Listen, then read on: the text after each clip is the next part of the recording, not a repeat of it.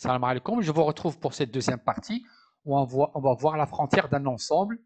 Donc, soit A, une partie de Rn, et A appartient à Rn.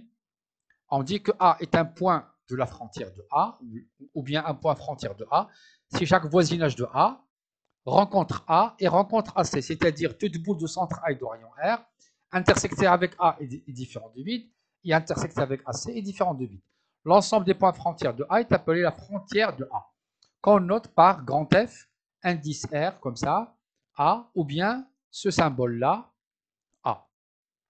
Dans l'ensemble R avec la valeur absolue comme norme, je prends deux réels distincts, et on va montrer que la frontière du fermé AB, c'est encore la frontière du semi-ouvert AB, c'est encore la frontière de l'ouvert AB, c'est encore la frontière du semi-ouvert AB, et c'est la paire AB, c'est-à-dire seulement les deux éléments A et B, comme on va tout de suite voir. Donc, on va faire la démonstration pour ce résultat-là. On va commencer par montrer que les deux éléments A et B appartiennent à la frontière. Remarquez d'abord que A et B sont dans la frontière de l'ouvert, même si elles ne sont pas dans AB. Ce n'est pas comme l'adhérence. Et A appartient à la frontière de cet ensemble. B appartient à la frontière de cet ensemble. C'est-à-dire, un élément de la frontière, il peut être dans l'ensemble comme il peut être à l'extérieur.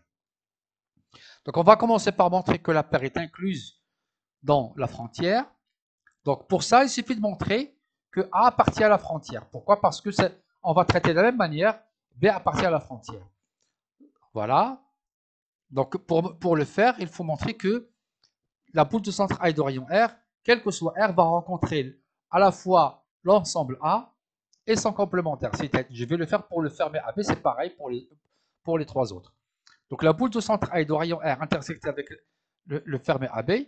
La boule de centre A et de rayon R, c'est A moins R, A plus R, intersectée avec AB. Bien sûr, A, elle est entre A moins R et A plus R. Donc, si B est supérieur à A plus R, cette intersection n'est autre que A plus R, donc il est différent du vide. Et si B est strictement inférieur à A plus R, si B se trouve par là, strictement inférieur à A plus R, eh bien l'intersection sur le fermé AB, c'est-à-dire qu'il est différent du vide. Maintenant, on passe au complémentaire.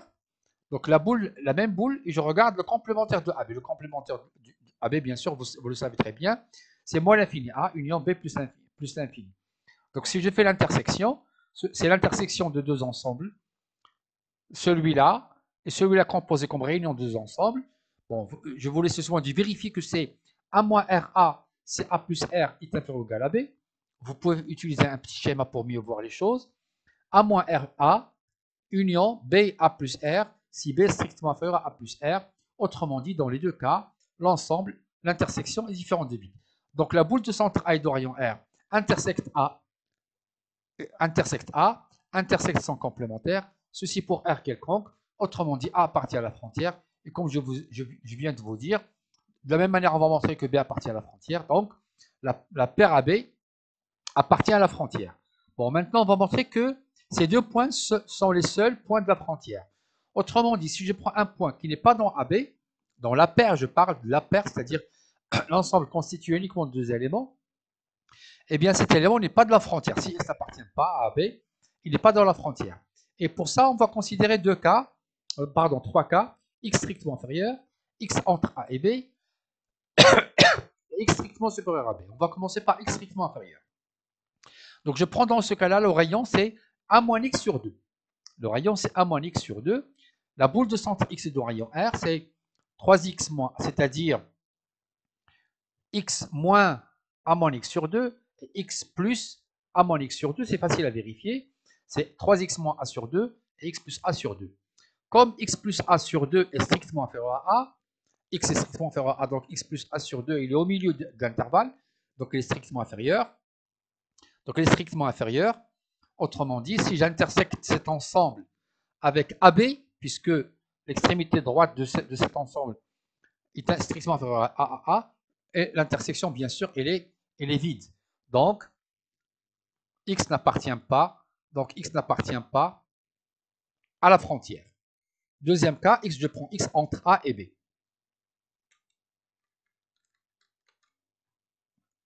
X entre A et B, dans ce cas-là, je prends x moins A sur 2, B moins X sur 2, c'est-à-dire X moins A sur 2 et B moins X, et je prends comme rayon le minimum de ces deux distances, X moins A sur 2 et B moins X sur 2. Bon, dans ce cas-là, la boule de centre X de rayon R, ça va dépendre bien sûr, est-ce que c'est X moins A sur 2 qui est inférieur à B moins X sur 2 ou bien c'est le contraire. Donc on va discuter de cas, X moins A sur 2 inférieur à B moins X sur 2 et B moins X sur 2 strictement inférieur ou égal à X moins A sur 2, ce qui va nous donner ces deux ensembles comme boule de centre X et de rayon R. Et dans tous les cas, bien sûr, A plus X sur 2 c'est le milieu de l'intervalle AX, et X plus B sur 2 c'est le milieu de l'intervalle XB. Donc, on va avoir ces inégalités-là. Par conséquent, la boule de centre X et de rayon R intersectée avec le complémentaire de l'ensemble, elle est égale au vide. Pourquoi? Parce que l'ensemble est toujours à l'intérieur de AB. Par conséquent, X n'appartient pas à la frontière. N'oublions pas qu'un élément dans la frontière, si seulement il intersecte l'ensemble AB, et il intersecte son complémentaire. Comme cet élément-là, comme la boule n'intersecte pas le complémentaire, donc l'élément n'est pas dans la frontière. Pour le troisième cas, bien sûr, il est similaire au premier cas. Je prends X strictement supérieur à B, et je prends R, X moins B sur 2, et on considère la boule, donc elle va s'écrire en ce sens. Je vous laisse le soin de le vérifier, et de vérifier que dans ce cas-là, la boule de centre X de rayon R, inter A, c'est-à-dire inter AB, c'est le vide. Pourquoi? Tout simplement parce que X plus B sur 2, elle est strictement supérieure à B, donc l'intersection est vide. Par conséquent, l'ensemble, le X n'est pas dans la frontière, donc il n'y a aucun élément. Donc les seuls éléments qui sont dans la frontière, c'est les deux éléments A et B. Bon, je vous laisse comme exercice de vérifier que dans R2 menu de la norme 2, si je prends un point quelconque, A1, A2 dans R2, et si je prends un rayon strictement supérieur à 0, eh bien, la boule ouverte de centre A est dans rayon R, ainsi que la boule fermée de centre A est dans rayon R, ils ont comme frontière le cercle. C'est le cercle qui se trouve qui est la frontière, c'est-à-dire l'ensemble des x, y appartenant à R carré, tel que x moins A1 au carré plus y moins A2 au carré est égal à R carré. Proposition. Si A est inclus dans Rn, alors la frontière de A, c'est l'adhérence de A moins son intérieur. Par conséquent, la frontière est un ensemble fermé, comme on va le voir tout de suite. Je prends un x qui est dans la frontière, voilà. Donc, quel que soit R section supérieure à 0, l'élément intersecte, la boule de centre x et de rayon R intersecte A et intersecte le complémentaire, c'est la définition. La boule de centre x de rayon R intersecte A, ça veut dire quoi? Ça veut dire que x appartient à A bar. Et la boule de centre x et de rayon R intersecte AC. Comme ceci est vrai, quel que soit R, donc le x appartient à AC bar, c'est-à-dire à l'adhérence de l'élément AC. Voilà, c'est ce que je viens d'expliquer par là. Autrement dit, x appartient à A bar, il appartient à l'adhérence du complémentaire de A. Donc, il est dans leur intersection. Voilà. On a déjà vu que l'adhérence du complémentaire, c'est le complémentaire de l'intérieur. Donc, si x est là, il va se trouver là. Et vous savez que si un x appartient à un ensemble B intersecté avec le complémentaire d'un C, c'est qu'il est dans B moins C. Donc, x se trouve dans A bar moins l'intérieur de A. Là, c'est moins au sens ensemble, c'est-à-dire c'est les éléments A bar moins A0, c'est les éléments qui sont dans A bar qui sont la différence veut dire que c'est les éléments de A bar qui ne sont pas dans A0. Voilà, ça c'est déjà vu. Donc la frontière, c'est A bar moins A0. Et c'est infermé, pourquoi? Parce que c'est l'intersection de deux fermés. On a déjà vu qu'une intersection fil de fermé est infermée. C'est A bar intersecté avec l'adhérence de AC, donc c'est infermé. Donc la frontière d'un ensemble, c'est A bar moins son intérieur. Avec ça, il est facile de voir l'exercice qu'on vient de traiter. C'est-à-dire, bon, l'intérieur de AB, c'est l'ouvert AB. L'adhérence de AB, c'est le fermé AB. Donc, l'adhérence, le fermé AB moins l'intérieur, l'ouvert AB, va nous donner bien sûr les deux éléments A et B.